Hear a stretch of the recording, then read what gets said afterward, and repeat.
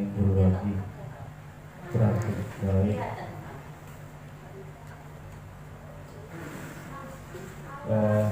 untuk hari ini saya ingin berbagi tentang budaya positif.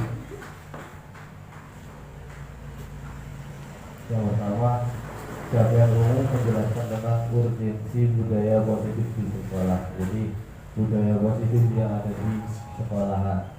Kemudian yang kedua, memahami peran guru untuk membangun budaya positif yang ada di sekolah, memahami konsep disiplin positif sebagai landasan membangun budaya positif yang berpihak pada murid. Yang ketiga, yang keempat, membangun budaya positif yang berpihak pada murid baik di lingkungan kelas maupun di sekolah. Jadi sedikit ingin merefleksi Bapak Ibu guru, apa budaya positif menurut jenengan semua? Mungkin ada yang sudah paham tentang budaya positif itu seperti apa sih? Jadi budaya positif itu tentang dimana kita mengubah kata-kata yang biasanya kita larang kepada siswa itu menjadi kata larangan, menjadi kata arahan. Yang awalnya biasanya berkata tidak boleh membuang sampah sembarangan, itu diganti dengan kata seperti buanglah sampah pada tempatnya. Jadi hal-hal seperti itu, kebiasaan-kebiasaan budaya positif di sekolah. Contoh salam, kita berjejer di depan biasanya salaman dengan siswa masuk sekolah, itu juga termasuk budaya positif di lingkungan sekolah. Sedikit kita refleksi pada pengalaman kita saat sekolah. Mari sejenak kita refleksi. Jadi bagaimana budaya interaksi murid dengan guru ketika di sekolah pada zaman dahulu. Ketika kita sekolah pada zaman dahulu, Bapak Ibu guru yang mengajar kita, bagaimana komunikasinya, bagaimana cara interaksinya kepada guru dan murid. Yang kedua, yakni bagaimana budaya sekolah yang mempengaruhi karakter. Jadi bagaimana cara karakter dulu Bapak Ibu guru kita yang mengajarkan kita agar menjadi siswa yang berakhlakul karimah. Dan kemudian refleksi tentang pengalaman masa lalu dikaitkan dengan filosofi KHD Ki Hajar Dewantara seperti konsep budaya positif. Jadi budaya positif itu adalah semacam tadi, kalau kita ada salaman anak-anak ketika masuk, terus juga sholat duha, sama halnya garis besarnya itu adalah membiasakan anak-anak berperilaku baik, sholat duha, terus kemudian mau masuk melatih kesabaran mereka untuk bersalaman kepada Bapak Ibu guru. Sedikit refleksi dari filosofi pendidikan Ki Hajar Dewantara yang menjelaskan bahwa tujuan pendidikan yaitu menuntun segala kodrat yang ada pada anak-anak agar mereka dapat mencapai keselamatan dan kebahagiaan yang setinggi-tingginya, baik sebagai manusia maupun sebagai anggota masyarakat. Budaya positif merupakan perwujudan dari nilai-nilai atau keyakinan universal yang diterapkan di sekolah. Jadi ini yang dimaksud kodrat. Segala kodrat itu ada yang namanya, kalau dalam filosofi Ki Hajar Dewantara itu ada yang namanya kodrat alam dan kodrat zaman.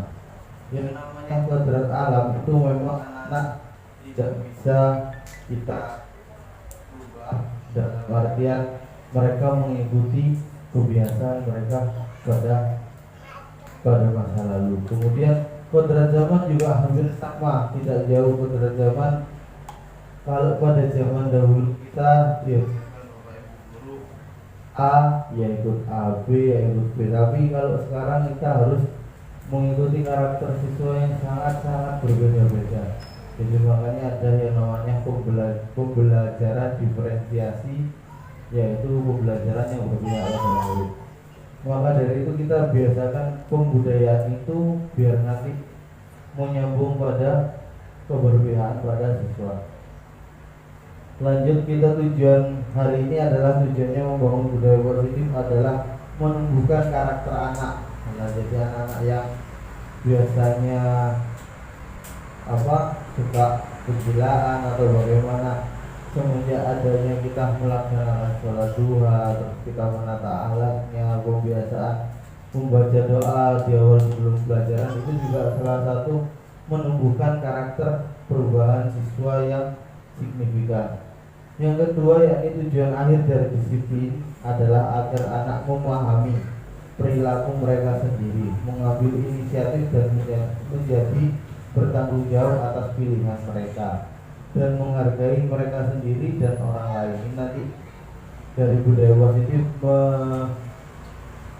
juga mencakup pada yang namanya disiplin positif. Nanti anak-anak bukan kita memberikan hukuman, tapi memberikan konsekuensi namanya. Lanjut, selaku pendidik kita mengembangkan budaya positif di sekolah menjadi hal yang penting, dimulai dari membekali diri dan melatih komunikasi diri kita sendiri sebagai pendidik. Terus apa kita sudah menggunakan momen berkomunikasi secara betul dan tepat untuk menciptakan hubungan yang positif antara guru dan juga murid. Jadi ini ada sekilas video tentang budaya positif, mari kita simak bersama-sama.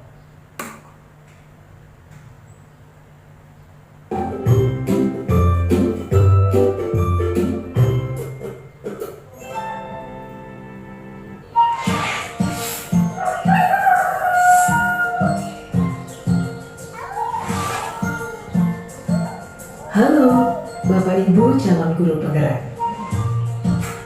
Video ini akan menampilkan dua sekolah dengan budaya sekolah yang berbeda.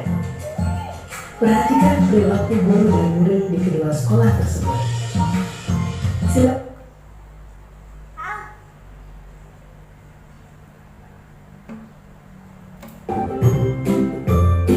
Guru dan murid di kedua sekolah tersebut.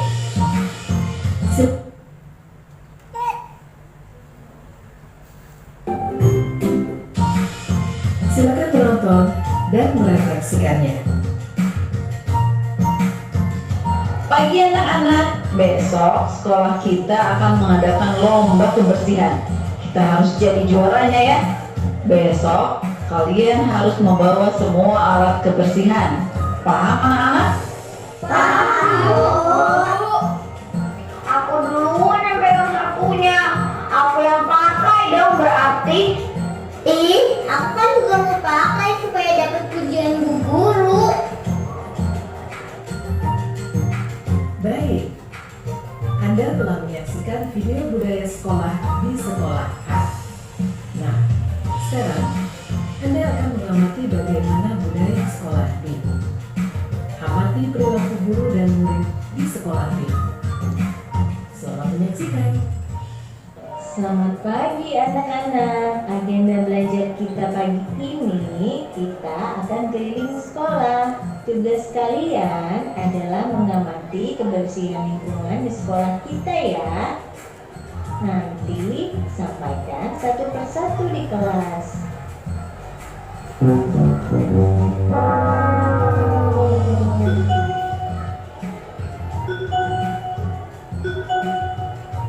Bagaimana anak-anak? Apa yang kalian temukan di lingkungan sekolah?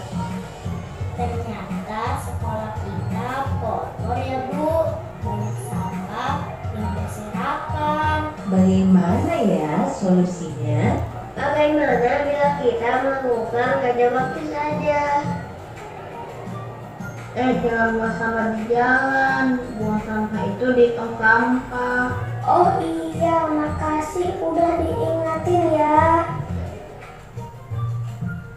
Anda telah menyaksikan video budaya sekolah A dan B. Bagaimana? Apa yang Anda rasakan dan pikirkan dari kedua video tersebut? Perilaku guru dan murid seperti apa yang Anda tangkap dari kedua budaya sekolah? Mari kita refleksikan di aktivitas berikutnya.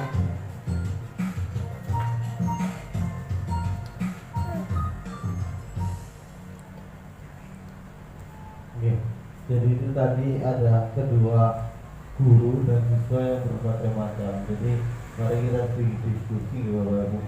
Apa perbedaan yang kita lihat dari kedua guru tersebut dalam melibatkan murid? Yang pertama tadi, gurunya menyuruh murid. Jadi kita lihat lagi tadi ketika gurunya, anak-anak, besok sekolah kita akan mengadakan lomba kebersihan. Kita harus jadi juaranya ya. Besok kalian harus membawa semua alat kebersihan. Paham anak-anak? Aku duluan yang pegang sakunya. Aku yang pakai dong berarti. Aku kan juga mau pakai supaya dapat pujian bu guru.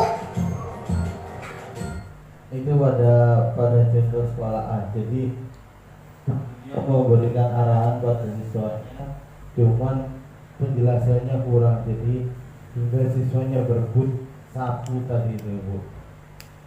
Terus kemudian menurut jenengan semua bagaimana murid dalam kelas yang pertama? Dalam kelas yang pertama tadi kan kompak menjawab siap Bu Guru, tapi ketika keesokan harinya mereka masih memikirkan secara individu mereka masing-masing. Kemudian pada yang kelas kedua, mereka sama-sama memahami tentang bagaimana kondisi kelas yang sangat kotor.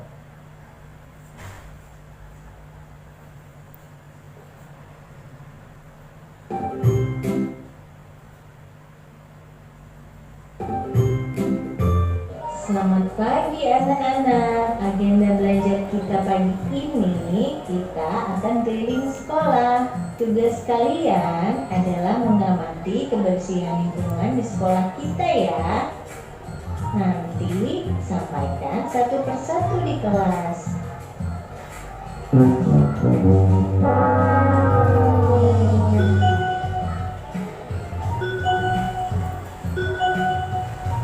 Bagaimana anak-anak? Apa yang kalian temukan di lingkungan sekolah? Ternyata sekolah kita kotor ya Bu. Banyak sampah yang berserakan. Bagaimana ya solusinya? Bagaimana bila kita melakukan pada waktu saja? Jangan buang sampah di jalan. Buang sampah itu di tong sampah. Oh iya, makasih udah diingatin ya. Ini latihan yang kedua, memberikan teguran pada temannya, saling mengingatkan. Jadi bedanya komunikasi antara siswa dan guru yang kelas A dan juga sekolah A dan juga sekolah B. Kemudian dari kedua tersebut, manakah yang menurut jenengan budaya positif yang sudah menciptakan budaya positif? Dari sekolah A dan sekolah B, yang lebih cenderung budaya positifnya adalah kelas B. Mereka lebih mencontohkan ya, seperti itu bersamaan. Jadi memahami perintah guru. Jadi aktivitas mengajak murid untuk mengamati lingkungan dapat membuat murid menganalisis permasalahan. Jadi kalau zaman sekarang ini di kurikulum Merdeka, kita lebih memberikan kesempatan siswa untuk lebih berpikir. Jadi kita hanya mengarahkan, jadi anak-anak menganalisis permasalahan yang terjadi di sekolah dan juga mendiskusikan. Kayak tadi anak-anak coba diamati lingkungan sekolah, masih ada yang kotor, dan ketika ada temannya yang membuang sampah, mereka memberikan peringatan kepada temannya. Jadi dari sana dapat menumbuhkan karakter bernilai kritis. Jadi bisa menumbuhkan pola pikir anak-anak, kembangkan pola pikir anak-anak dengan memahami lingkungan sekitar. Maka dengan demikian kita memahami bahwa sekolah merupakan institusi pembentukan karakter siswa. Budaya positif juga perlu diciptakan agar dapat mendukung pembentukan karakter murid yang kita harapkan. Ini juga ada tentang peran guru untuk membangun budaya positif ini. Saya putarkan lagi. Video ini akan menampilkan, silakan. Ada huruf A, B, C, dan D ya, Bu ya. Bagi anak-anak, silakan PR yang kemarin Ibu berikan diletakkan di meja. Anton, kamu sudah mengerjakan belum? Belum menjelaskan saya, Bu. Kamu selalu ya nggak ngerjain PR. Sekarang kamu duduk di depan, lalu tulis. Saya berjanji tidak akan mengulangi lagi. Saya berjanji akan berusaha menjadi murid yang rajin belajar sampai pelajaran saya selesai.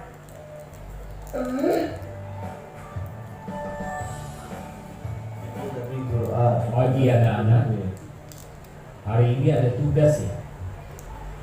Ada yang belum mengerjakan? Anton, kamu sudah mengerjakan? Belum, Pak. Kamu nggak ngerjain tugas ya? Kamu mau jadi apa nanti? Kamu lihat sekolah nggak sih? Coba bayangkan orang tuamu betapa kecewanya sama kamu. Kamu itu sudah kelas 5. Harusnya bertanggung jawab sama dirimu sendiri.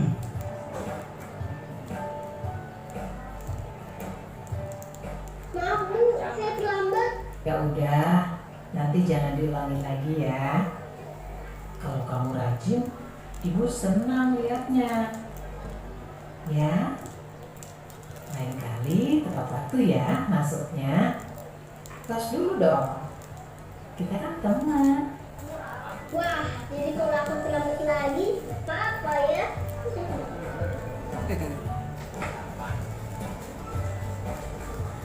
Kamu kok nggak pakai baju olahraga? Bapak catat kamu sudah 3 kali loh nggak ikut olahraga bulan ini. Iya, Pak. Udah 3 kali berarti saya dapat sanksi, Pak.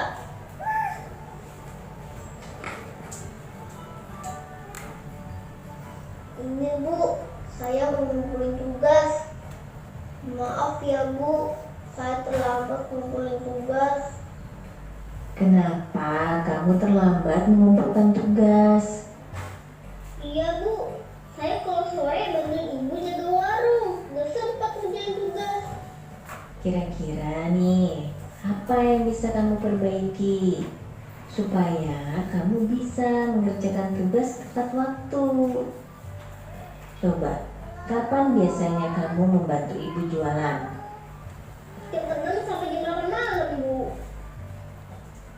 Bagaimana kalau kamu membuat jadwal? Kapan kamu akan mengerjakan tugas? Oh gitu ya, Bu. Saya coba deh, Bu. Terima kasih, Bu.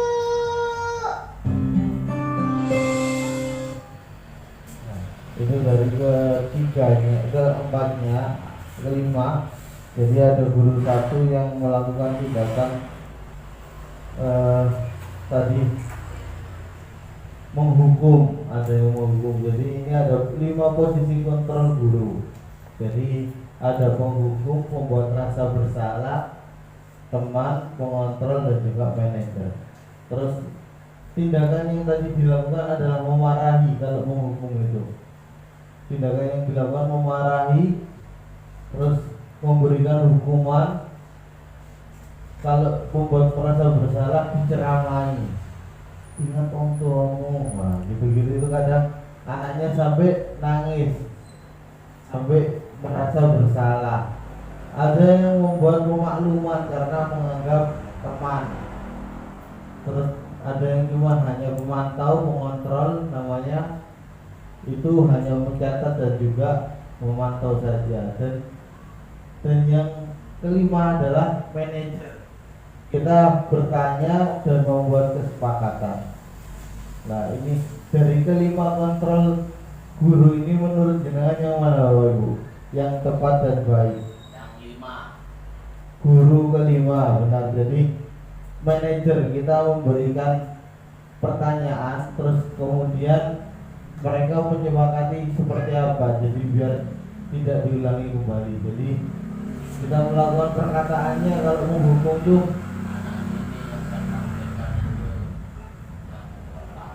nah,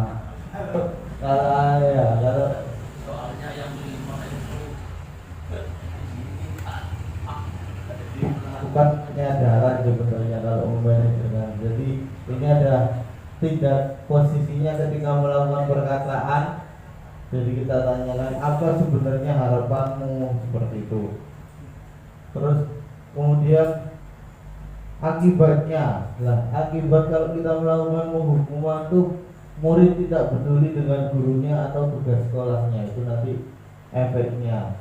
Kalau kita sebagai guru penghukum, kalau sebagai guru merasa membuat merasa bersalah, jadi mereka merasa aku ini nakal, aku ini bodoh, jadi seperti itu juga.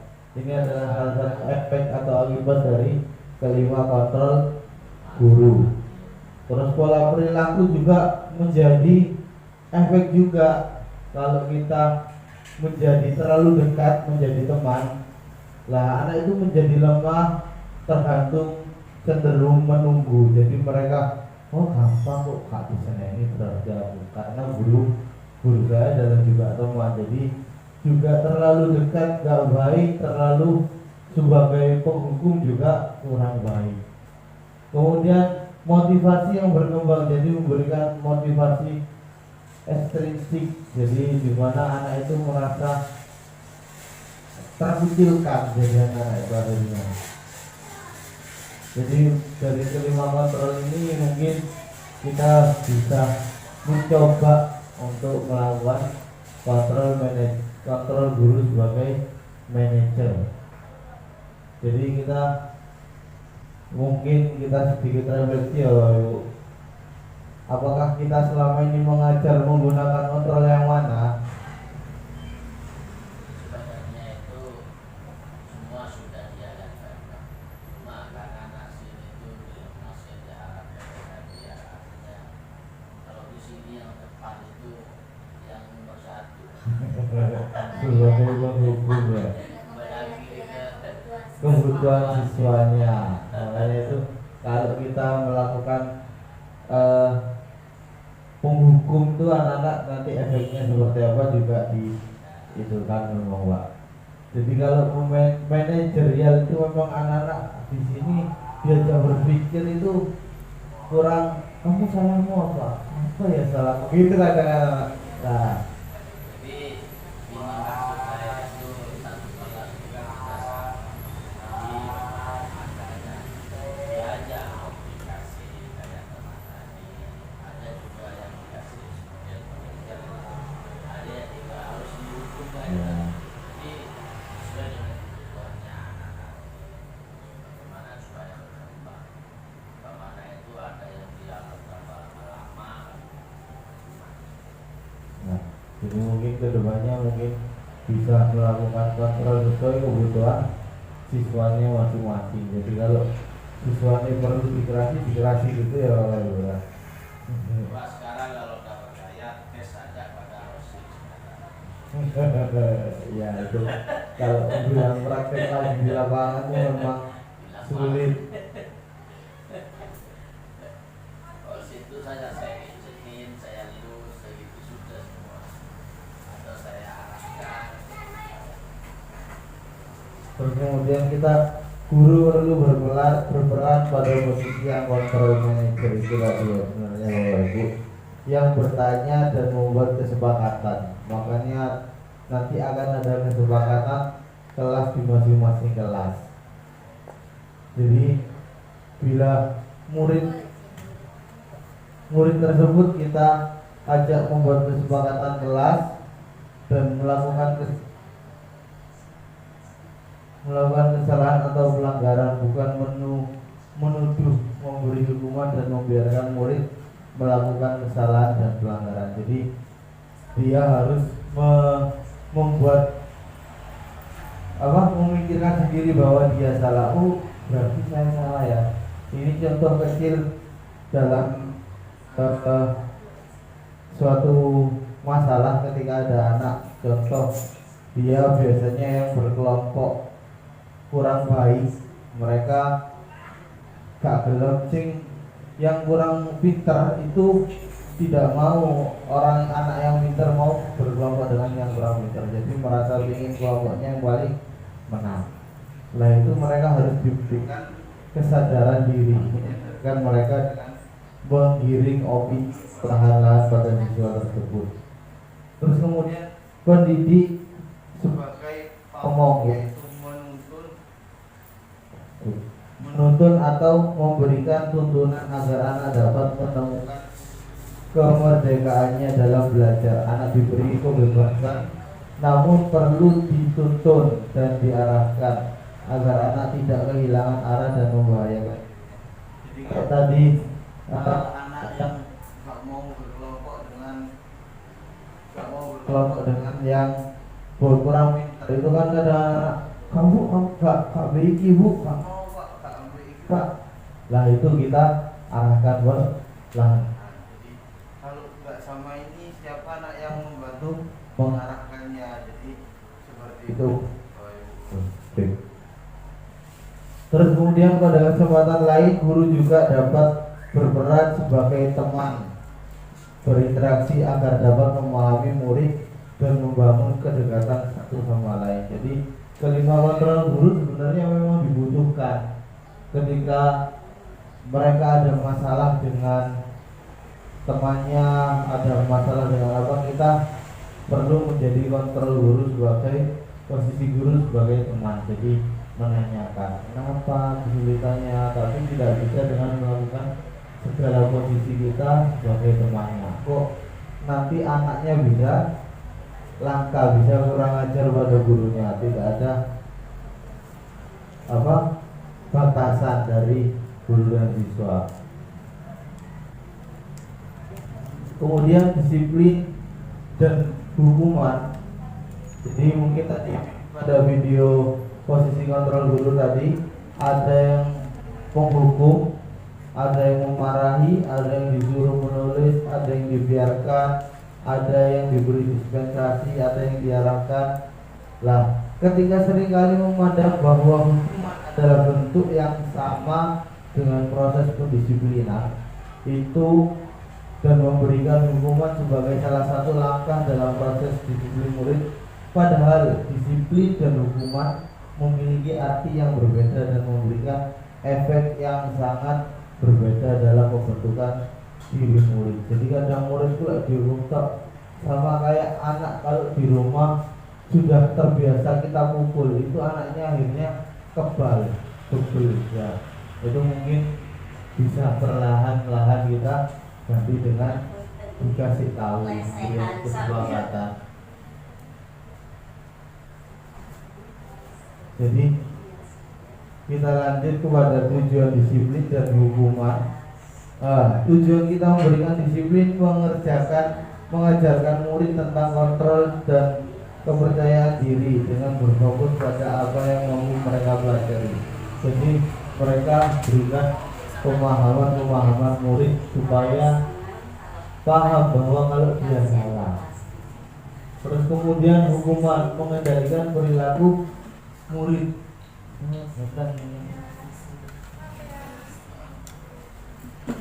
Jadi kalau hukuman anak-anak kita berikan hukuman, mereka mengendalikan perilaku siswa atau kemudian disiplin positif adalah model disiplin yang difokuskan pada perilaku positif murid agar menjadi pribadi yang penuh hormat dan bertanggung jawab, sesuai dari artikel Nelson, Lott, dan Glenn pada tahun 2000. Dengan disiplin positif, guru diharapkan dapat mewujudkan budaya positif di kelas maupun di sekolah. Jadi ketika ada yang namanya disiplin positif, nanti berimbas pada pembiasaan atau budaya positif pada sekolah yang kita ajar Bapak Ibu. Kemudian kriteria utama disiplin positif bersikap baik dan tegas di saat yang bersamaan. Jadi kita juga memikirkan kebaikan mereka dan juga kita tegas, gak terlalu seperti teman dengan anak-anak itu. Kemudian menghargai dan memiliki keterikatan dirinya dengan guru dan teman. Murid dihargai dan juga sering kita berikan apresiasi ketika mereka mencapai suatu nilai Jadi kemudian yang ketiga, komitmen untuk mempertimbangkan efektivitas dan dampak jangka panjang. Yang keempat, membekali murid dengan keterampilan sosial dan pertumbuhan karakter. Yang kelima, mengajak murid untuk menemukan kekuatan diri mereka. Jadi kalau mereka salah itu kadang kita harus memberikan, kamu kiranya bisa nggak, mampu nggak gitu. Jadi kalau anak-anak tidak mau berkelompok itu tadi seperti yang saya sebutkan, dikasih arahan, kalau nggak berkelompok, kalau saya jadi kamu nak, mungkin sama ingin menjadi kelompok yang paling terbaik. Namun apakah teman itu juga nanti tidak akan terkecilkan di kelas? Iya Pak, apa yang kamu lakukan salah atau benar? Jadi mereka diberikan kesempatan kesadaran mereka benar atau salah yang mereka lakukan tersebut. Ini ada contoh kesepakatan kelas Bapak Ibu. Saya putarkan video Pak. Video ini akan menampilkan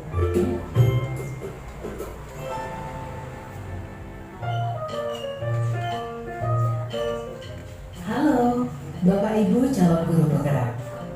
Video ini akan menampilkan 6 panduan yang dapat diterapkan dalam menyusun kesepakatan kelas.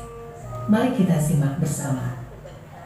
Izinkan murid untuk menyampaikan masalah yang dihadapi saat ia berada di kelas dan harapan kelas yang membuatnya nyaman.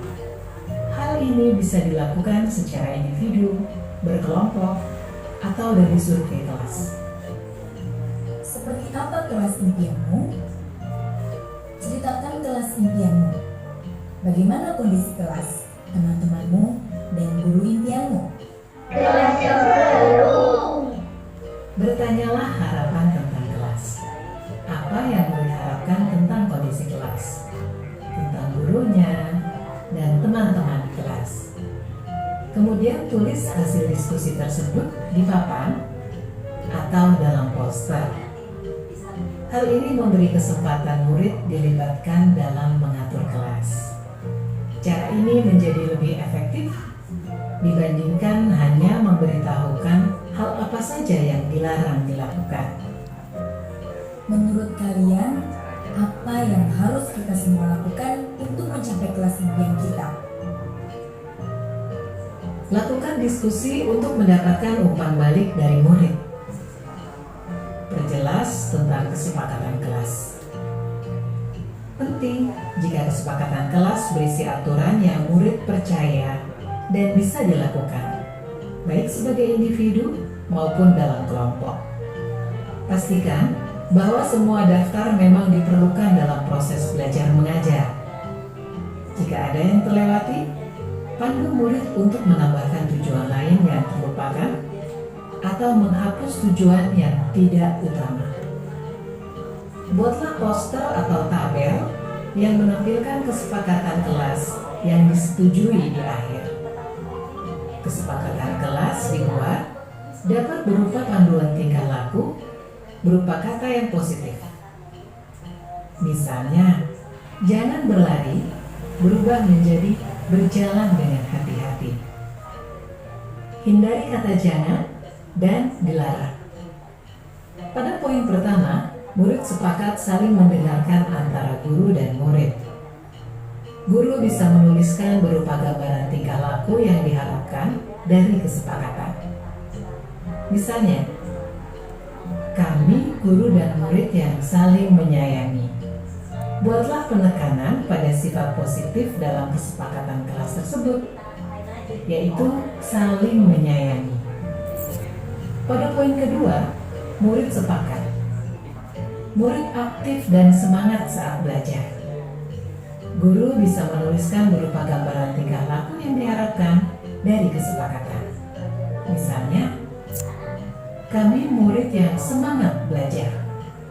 Buatlah penekanan pada sifat positif dalam kesepakatan kelas tersebut, yaitu semangat. Pada poin ketiga, murid sepakat saling membantu jika ada yang mengalami kesulitan. Guru bisa menuliskan berupa gambaran tingkah laku yang diharapkan dari kesepakatan. Misalnya, murid yang peduli dengan teman-teman. Buatlah penekanan pada sifat positif dalam kesepakatan kelas tersebut, yaitu peduli. Pastikan jumlah poin kesepakatan kelas tidak terlalu banyak, sehingga mudah dipahami dan dilakukan murid. Untuk menciptakan rasa memiliki, beri waktu bagi semua murid untuk menandatangani atau memberi nama ataupun tanda pada poster kontrak kesepakatan.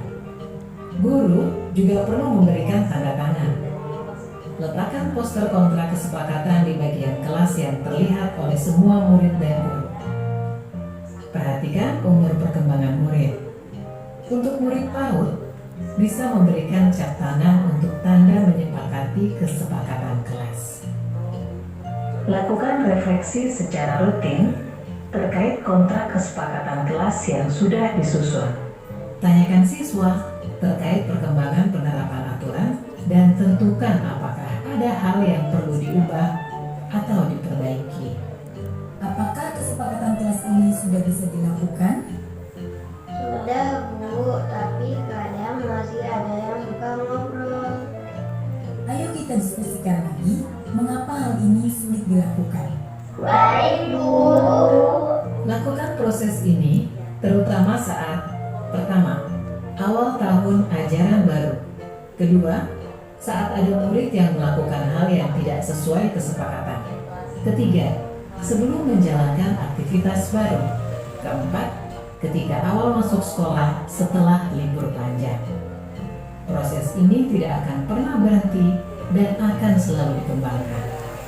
Seperti proses belajar yang terus berlangsung selama kita hidup. Semangat mencoba!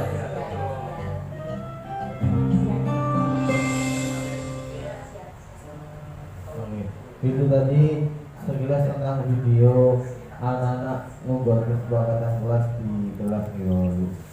Ini tindakan yang perlu kita lakukan, jadi tindakan atau perilaku yang kita lakukan di dalam kelas, lingkungan yang positif, sehingga kita harus melakukan pembuatan keyakinan kelas yang awalnya disebut menjadi kesepakatan kelas. Jadi kenapa kok awalnya disebut sebagai kesepakatan kelas? Anak-anak yang awalnya menulis pada sticky note itu dikumpulkan jadi satu. Pasti anak-anak kan yang namanya anak SD kan nulisnya oleh itu jajan, nggak boleh makan di kelas gitu. Itu kita rubah dengan bahasa-bahasa makan dan minum di kelas gitu. Nah, diganti yang namanya tidak boleh makan minum di kelas, makan dan minum di luar jam pembelajaran. Nah, seperti itu. Terus kalian pulang kelas nggak boleh tidur Pak, nggak boleh ngomong dewe. Nah, itu diganti dengan bahasa ketika belajar harus fokus pada pembelajaran. Ini ada contoh kesepakatan kelas tadi ini ya, kesepakatan kelas yang tadi pada video. Kalau yang sebelahnya ini ada namanya tata tertib, yang awalnya kalau tata tertib itu mungkin kesannya lebih kita yang membuat ya Bapak Ibu ya. Kalau kesepakatan kelas mereka semua ikut menulis, ikut andil. Jadi kalau mereka keliru, mereka salah, maka tadi kita harus membuat refleksi setiap ada yang melakukan kesalahan. Jadi kenapa kok bisa? Nah itu mereka nanti yang tidur pasti bilang, iya Pak, saya soalnya main game sampai malam, kelas ngantuk. Seperti itu akan menjadikan refleksi pada siswa-siswa kita. Ini ada aturan selalu kembalikan buku ke tempatnya. Nah, ketika nanti kesepakatan pasti anak-anak akan gak boleh sembarangan. Nah, itu nanti bahasanya diganti dengan setelah membaca kembalikan pada tempatnya. Dilarang mengganggu orang lain. tertib di ketika pembelajaran seperti itu. Jadi ada suatu penekanan tadi pada peraturan atau keyakinan kelas, jadi bukan peraturan lagi Bapak Ibu.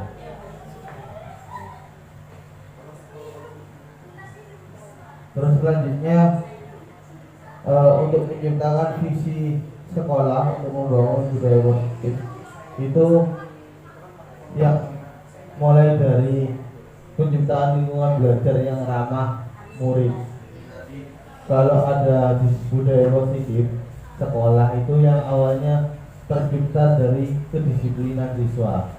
Disiplin siswa itu bisa kita ciptakan dengan melakukan kesepakatan kelas. Kesepakatan kelas itu nanti akan berpengaruh nanti masing kelas sehingga lingkungan sekolah menjadi lingkungan yang positif, juga terbangunlah positif di sekolah. Dan penguatan positif yang bertujuan untuk membangun hubungan yang saling peduli dan menghormati. Jadi anak-anak ketika ada anak yang sakit kita ajarkan untuk berempati, terus kemudian kita berikan doa kirim Fatihah kepada teman kita yang sakit atau sedang tertimpa musibah. Jadi kita membuat sebuah hal-hal positif di kelas agar anak-anak tidak melakukan kegiatan-kegiatan yang di luar kesepakatan kelas. Kemudian yang kebijakan strategi untuk perilaku yang tidak dapat diterima yang melibatkan semua kepentingan. Jadi kita juga perlu berbicara pada seluruh Bapak Ibu Dewan Guru tentang bagaimana peraturan-peraturan atau visi sekolah agar bisa menciptakan budaya positif. Visi yang dikembangkan harus mendukung hal-hal seperti ini.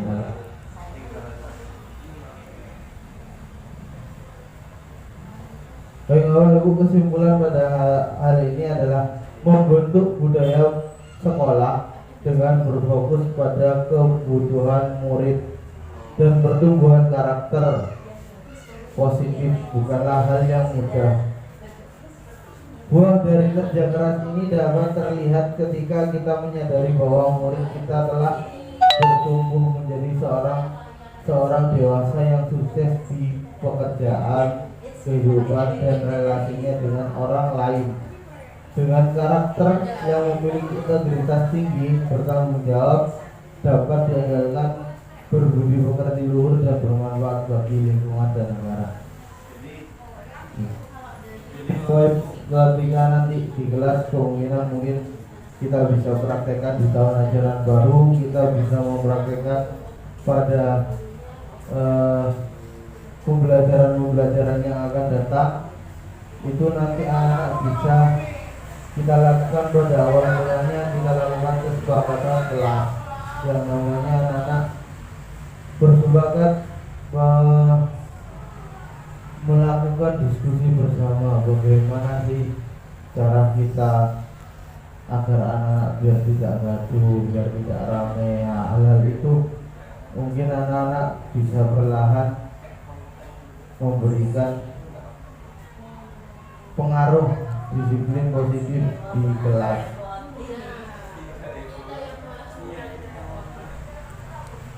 Jadi di sini ada teori disiplin. Ada teori disiplin positif dari teori kontrol yang bersama dengan tadi itu Anda tidak bisa mengontrol orang lain, hanya Anda yang bisa mengontrol diri Anda. Jadi ini yang bocah ini Bu. Nah, jadi kita harus ketika ngadepi anak-anak itu kita kontrol diri kita dulu, gitu. Menganalisis diri kita terlebih dahulu. Kemudian mana disiplin, belajar kontrol diri dengan menggali potensi kita agar tercapai tujuan mulia. Jadi kadang kalau anak-anak lihat anak-anak bawaannya emosi kudu ngamuk. Nah itu memang kalau disiplin positif dari Dr. William Glasser ini kita harus melakukan kontrol, ada yang bisa mengontrol orang lain, hanya ada yang bisa mengontrol diri Anda sendiri.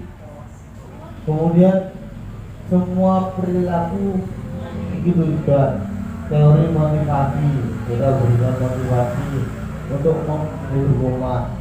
Jadi yang biasanya mungkin memberi nasihat pada anak-anak itu termasuk juga motivasi untuk berbuat badan, untuk menghargai diri sendiri. Terus kemudian model berpikir menang-menang, jadi berarti menciptakan pilihan-pilihan baru. Jadi juga termasuk itu dari teori beberapa penjabaran dari teori kontrol William Glasser, yang muncullah 5 posisi kontrol ini akhirnya: penghukum, pembuat rasa bersalah, teman, pemantau, dan manajer. Itu juga menyambung pada teori motivasi. Penghukum, pembuat rasa bersalah itu menghindar, kita tujuannya untuk menghindari hukuman.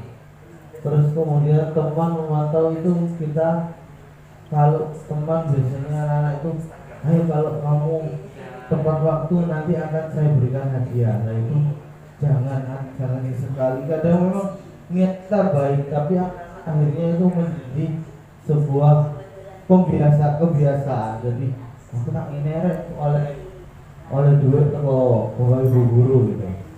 Lah manajer untuk menghargai diri mereka sendiri. Jadi mereka itu kalau kita contoh seringkali kalau siswa kita yang laki-laki kan tidak mau piket, kenapa sih nak kok nggak mau piket? Karena dia datangnya kesiangan. Kita tanyakan, datang siang benar atau salah sih? Jadi kita berikan kesempatan mereka untuk berpikir sendiri. Jadi mereka benar-benar melakukan refleksi pada diri sendiri hingga mereka tersadar dan berubah dengan sendirinya.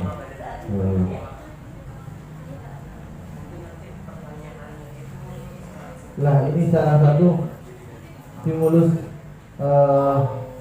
perubahan paradigma, stimulus respon teori ketika kita mencoba mengubah arana orang agar berpandangan sama dengan kita. Ya kita pada teori kontrol kita yang berusaha memahami pandangan orang lain dengan diri kita. Terus orang lain bisa mengontrol saya dengan pada teori kontrol tersebut, kita hanya diri kita sendirilah yang bisa mengontrol diri kita. Apa sih itu disiplin? Yang maksudnya kita berpaham disiplin adalah suatu kondisi yang terbentuk melalui serangkaian tindakan menunjukkan nilai-nilai kepatuhan dan ketaatan. Salah satu nilai karakter tersebut selalu ditanamkan guru di sekolah dengan harapan menciptakan iklim belajar yang kondusif. Nanti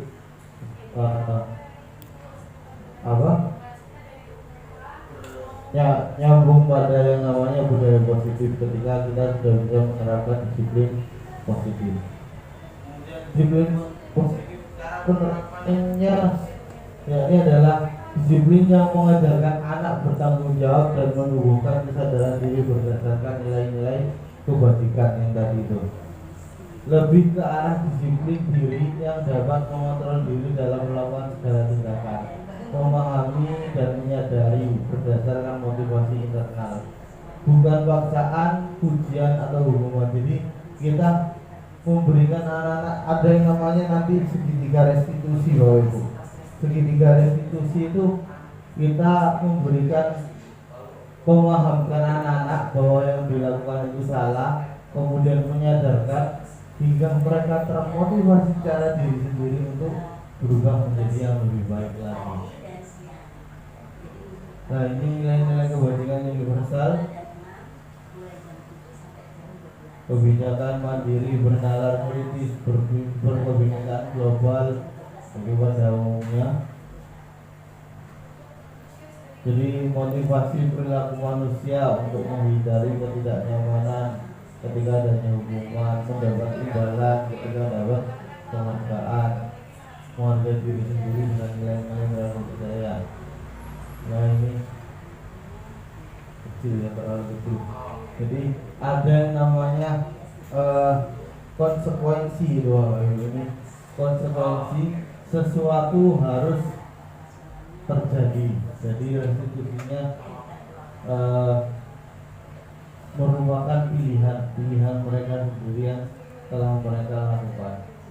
Jangan guru mencatat 100 kali di dalam buku kalimat saya tidak akan terlambat lagi karena terlambat ke sekolah. Lari mengelilingi basket, tindakan hukuman atau konsekuensi. Ini adalah yang pertama, ini termasuk hukuman atau konsekuensi Bapak Ibu. Mencatat 100 kali di dalam buku hukuman. Lari mengelilingi lapangan termasuk hukuman. Murid diminta untuk push up, hukuman. Mengganti kertas tugas teman yang telah dicoret-coret, konsekuensi. Membersihkan tumpah air di meja tulis karena tersenggol pada saat belajar, murid disuruh untuk mengenakan sepatu seharian di sekolah karena tidak mengenakan sepatu hitam. Hukuman. Lari mengelilingi lapangan basket 2 kali. Nah, ini juga termasuk hukuman. Jadi ada yang namanya hukuman, ada yang namanya konsekuensi yang telah mereka sepakati. Jadi kalau di keyakinan kelas itu, apabila saya terlambat selama 2 kali, maka saya harus, nah itu konsekuensi. Jadi mereka, bukan kita yang memberikan hukuman, tapi mereka yang menginginkan sendiri. Kalau saya terlambat 2 kali di sekolah, Pak, saya harus membersihkan ruang kelas sendirian. Nah itu juga termasuk konsekuensi mereka, walaupun ketika mereka melakukan itu salah. Nah, ini tadi benar Bapak Ibu. Yang terakhir, mengelilingi basket 2 kali karena terlambat 10 menit, itu juga termasuk konsekuensi karena mereka sudah menyepakati. Jadi meskipun ini tidak sama dengan hampir sama dengan push up 15 kali, ini juga fisik mereka terlambat 10 menit untuk belajar PJK. Nah ini karena mereka telah menyepakati, jadi itu termasuk sebuah konsekuensi yang lain.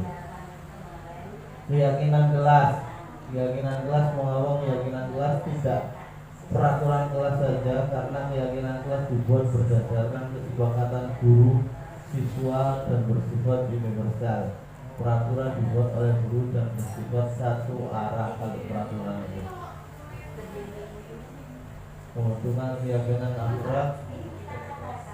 Nah ini 5 kebutuhan dasar manusia. 5 kebutuhan dasar manusia yakni bertahan hidup, kasih sayang, kebebasan, kesenangan, dan penguasaan.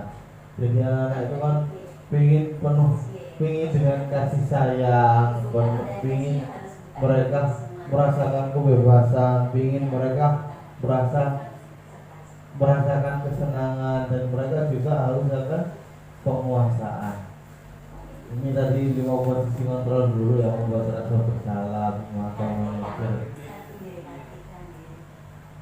Kemudian penghukum ini masih saya jabarkan satu hal. Penghukum ini diterapkan oleh beberapa guru dengan anggapan hukuman mempercepat menyelesaikan masalah. Nah, kita masih ada, saya sendiri pun juga ada masih melakukan hukuman tanpa memikirkan dampak buruk yang ditimbulkan pada siswa nanti.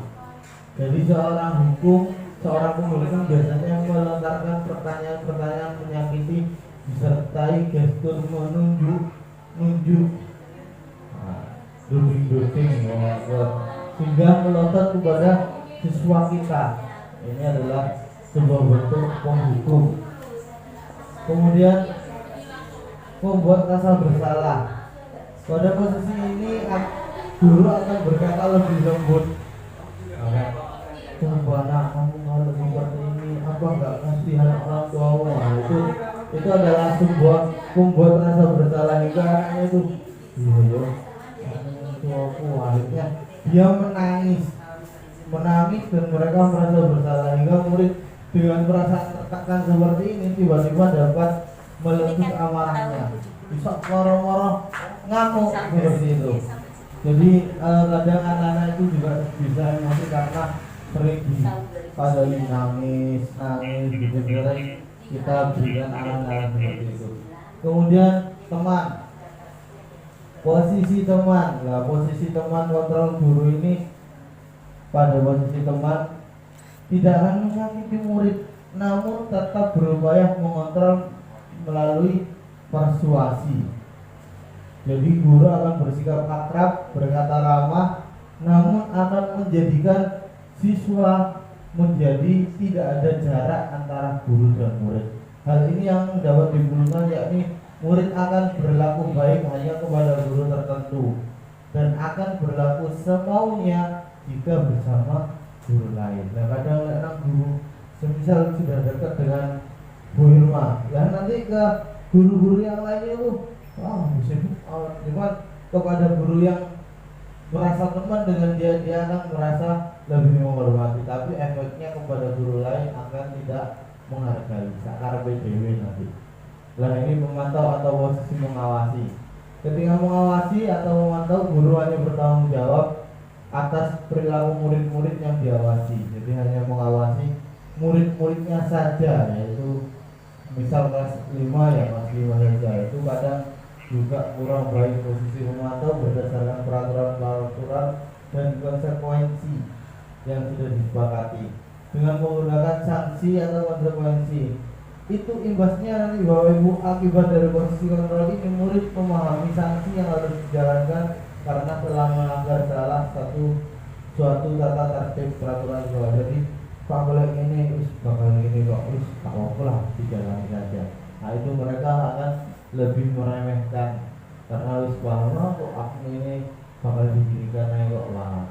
Nah kalau manajer, posisi di mana guru melakukan sesuatu bersama murid, mempersilakan murid mempertanggungjawabkan perilakunya. Jadi kamu kalau telat, ayo gimana resikonya nanti. Jadi mendukung murid agar dapat menemukan solusi atas permasalahannya sendiri. Kita giring opini perlahan agar murid memahami ya benar kalau seperti itu, iya Bu kurang benar. Nah hal seperti itu akan menjadikan murid lebih tersadar. Jadi dengan di sini penekanan bukan pada kemampuan membuat konsekuensi, namun bagaimana dapat berkolaborasi dengan murid dalam memperbaiki kesalahan-kesalahan yang telah dilakukan murid. Ini tadi 5 kontrol guru ya Bapak Ibu. Posisi kita sebagai apa selama ini penghukum. Nah ini segitiga restitusi. Segitiga restitusi merupakan proses untuk menciptakan kondisi bagi murid untuk memperbaiki kesalahan mereka sehingga mereka bisa kembali pada kelompok mereka dengan karakter yang lebih kuat. Ini yang biasanya kita lakukan, kita panggil ke kantor, kita kasih nasihat, kita kasih arahan, itu namanya adalah segitiga restitusi.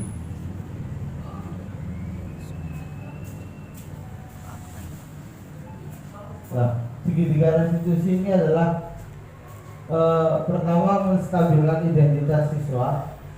Mereka kita sadarkan bagaimana siswa tersebut. Terus kemudian memvalidasi kebutuhan. Ketika menstabilkan ini, setiap orang pasti pernah melakukan kesalahan. Nah, contoh ini kita ngobrol dengan siswa kita. Kamu bukan satu-satunya yang pernah melakukan ini. Jadi jangan kamu paling aja. Jadi kita lakukan ya semuanya itu mesti punya salah. Jadi mereka biar merasa tidak paling bersalah. Oh iya ya. Kemudian kita validasi kebutuhan mereka. Kamu tentu punya alasan mengapa kamu datang kesiangan. Nah, apa sih alasannya? Nanti mereka menjelaskan, Pak gini Bu gini ya. Terus adakah cara yang lebih efektif untuk mendapatkan apa yang kamu butuhkan? Nah seperti itu. Terus kemudian terakhir kita menanyakan keyakinan kelas yang telah disepakati. Nilai-nilai apa yang telah kita sepakati anak-anak? Jadi anak-anak kita berikan pemahaman tentang nilai-nilai. Kamu ingin menjadi orang seperti apa? Jadi mereka akan berubah secara perlahan nanti Bapak Ibu. Ini langkah-langkah menerawang institusi. Guru berkata berbuat salah itu hal yang manusiawi.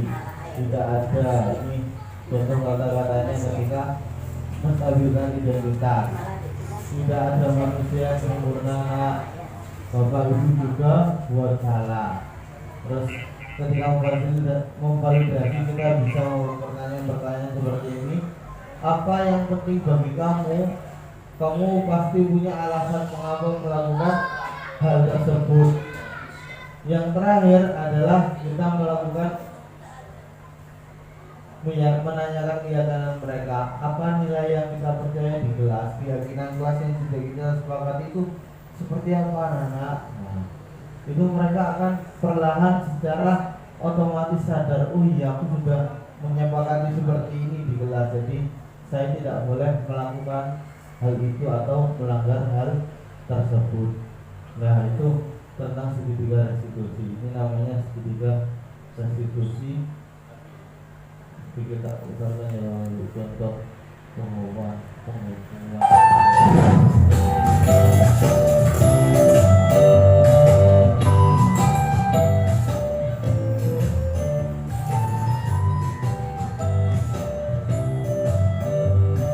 Ada dua kasus.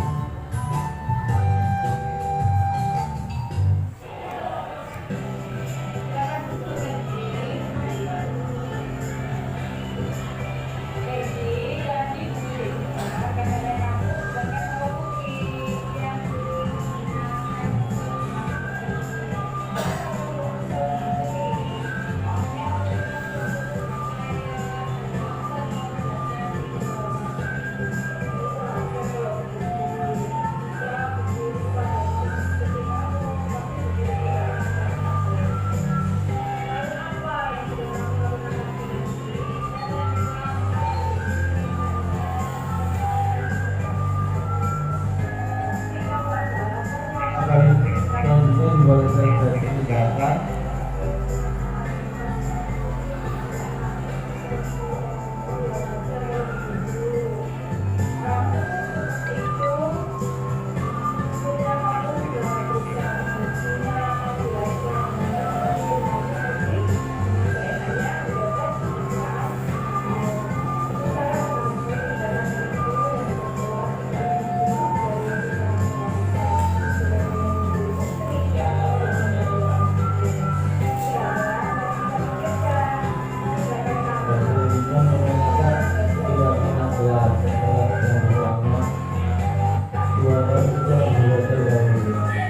Jadi kita memanggil anaknya, kita stabilkan identitasnya dengan ini beberapa kata. Terus kemudian kita lanjut untuk memvalidasi kebutuhan mereka. Apakah kamu bisa melakukan dengan lebih baik besok? Jadi kita tanyakan seperti itu agar mereka tersadar bahwa yang mereka lakukan salah. Terus menanyakan keyakinan kelas. Apa yang kamu rasakan ketika kamu melakukan itu? Terus apa nilai yang kita percaya di kelas? Hal-hal tersebut yang bisa kita lakukan untuk menerapkan. Nanti imbasnya akan bisa melakukan disiplin positif di sekolah. Ketika anak-anak sudah berada di sekolahan, di kelasnya, di masing-masing kelas sudah bisa menerapkan hal itu, nanti di sekolah akan juga bisa menerapkan hal tersebut. Mungkin itu saja yang bisa saya jelaskan Bapak Ibu untuk materi budaya positif hari ini. Kurang lebihnya saya mohon maaf apabila ada yang saya jelaskan keliru atau kurang berkenan. Saya akhiri. Wassalamualaikum warahmatullahi wabarakatuh. Alhamdulillah setelah saya mendapatkan ilmu baru tentang budaya positif dengan Pak Irul, insya Allah saya akan melakukannya di kelas saya sehingga nilai positif di kelas saya menjadi lebih baik lagi.